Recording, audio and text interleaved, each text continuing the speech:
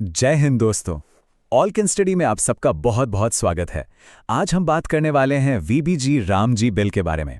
ये एक ऐसा नया कानून है जो भारत की बहुत ही मशहूर मनरेगा योजना की जगह ले रहा है और इसने आप कह सकते हैं पूरे देश में एक बड़ी बहस छेड़ दी है। तो देखिए हो क्या रहा है। जो पुराना कानून था जिसे हम सब मनरेगा के नाम से जानते हैं, यानी महात्मा गांधी राष्ट्रीय ग्रामीण रोजगार गारंटी अधिनियम, उसे अब रिप्लेस कर रहा है एक नया बिल जिसका नाम है वीबीजी रामजी बिल। और इसका पूरा नाम, जैसा कि आप देख सकते हैं, काफी लंबा है। विकसित भारत गारंटी फॉर रोजगार एंड आजीविका मिशन बिल 2025।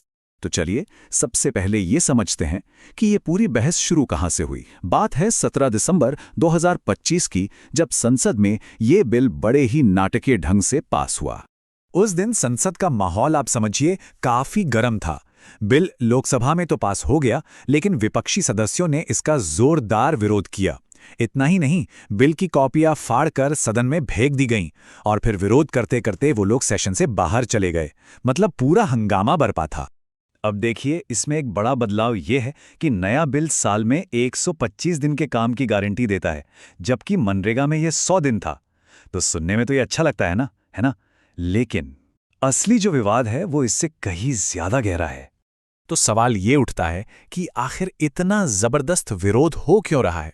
आइए जरा विपक्ष के जो मुख्य तर्क हैं उन्हें एक एक करके समझते हैं। विपक्ष का सबसे पहला और बड़ा तर्क है कि महात्मा गांधी का नाम हटाना उनकी विरासत का अपमान है। वो इसे नाम बदलने की सनक भी कह रहे हैं। लेकिन इससे भी बड़ी चिंता यह है कि ये कदम ग्रामीण गरीबों के अधिकारों को कमजोर कर रहा है।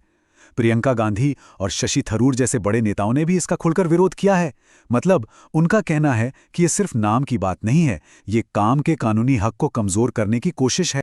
अब ये समझने के लिए कि दांव पे आखिर लगा क्या है, हमें थोड़ा पीछे जाना होगा और मनरेगा की कहानी को समझना होगा। आखिर ये योजना थी क्या और इतनी जरूरी क्यों थी? तो इसकी यात्रा देखिए। 2005 में नरेगा यानी national rural employment guarantee act संसद से पास हुआ। 2006 में योजना लॉन्च हुई। फिर 2008 तक इसे पूरे भारत में लागू कर दिया गया और 2009 में इसका नाम बदलकर मनरेगा किया गया, जिसमें महात्मा गांधी का नाम जोड़ा गया। तो आप देख सकते हैं कि कैसे ये एक छोटे से एक्ट से एक राष्ट्रव्यापी कार्यक्रम बन गया। और ये बात समझना बहुत जरूरी है कि मनरेगा सिर्फ कोई सरकारी स्कीम या मदद नहीं थी। ये एक कानूनी अधिकार था। इसने हर ग्रामीण परिवार को कम से कम 100 दिन के काम की कानूनी गारंटी दी, जिसे संविधान के राइट टू लाइफ यानी अनुच्छेद 21 से जोड़ा गया था। मतलब सरकार की एक कानूनी जिम्मेदारी थी कि वो काम दे। तो सवाल यह है कि इतने सालों में इस कार्यक्रम का जमीन पर असर क्या हुआ, इसका असली प्रभाव क्या रहा। ये आंकड़ा देखिए, 27 करोड़। जी हां, 2005 से 2015 के बीच भारत में 27 करोड़ लोग गरीबी से बाहर निकले और इसमें मनरेगा की एक बहुत बड़ी भूमिका मानी जाती है। इसने लाखों करोड़ों परिवारों को एक आर्थिक सहारा दिया। और एक और कमाल की बात, इस कार्यक्रम ने महिला सशक्तिकरण में एक बहुत बड़ा रोल निभाया। कानून में तो सिर्फ 1/3 सीटें महिलाओं के लिए आरक्षित थीं, लेकिन असल में उनकी भागीदारी हमेशा 50% से ज्यादा रही। ये दिखाता है कि ये जमीनी स्तर पर कितना सफल था। और ऐसा नहीं है कि इसकी तारीफ सिर्फ देश में हुई, दुनिया भर में इसकी सराहना हुई। वर्ल्ड बैंक ने तो 2014 की अपनी रिपोर्ट में इसे ग्रामीण विकास का एक बेहतरीन उदाहरण तक कहा था। लेकिन इतनी सारी सफलताओं के बावजूद सब कुछ परफेक्ट नहीं था।